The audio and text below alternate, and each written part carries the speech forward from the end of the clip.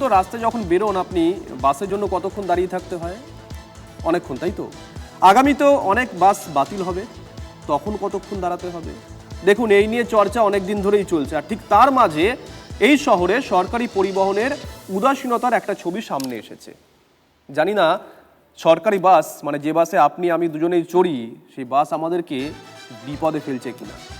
দেখুন, তৃণমূল বিধায়ক শওকত মোল্লার কনভয়ের গাড়ির ধাক্কায় বাইক আরোহীর মৃত্যুর ঘটনা অনিয়মের ঝাঁপিটা খুলে দিয়েছে। মেয়াদ ফুরিয়েছে বিমার। সিংহভাগ সরকারি বাসের নেই ফিটনেস সার্টিফিকেট।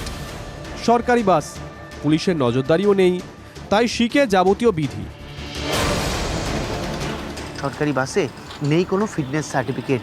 যেরকম আমি এখন যে বাসটার সামনে দাঁড়িয়ে আছি WB11C5158, যেটা নথি বলছে গত 8 বছর ধরে উইদাউট ফিটনেস সার্টিফিকেট নিয়ে এই বাসটি চলছে।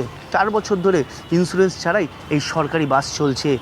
এই ধরনের একের পর এক বাস দাঁড়িয়ে রয়েছে সরকারি বাস ডিপোতে, যেখানে কিন্তু এই তথ্যই উঠে আসছে।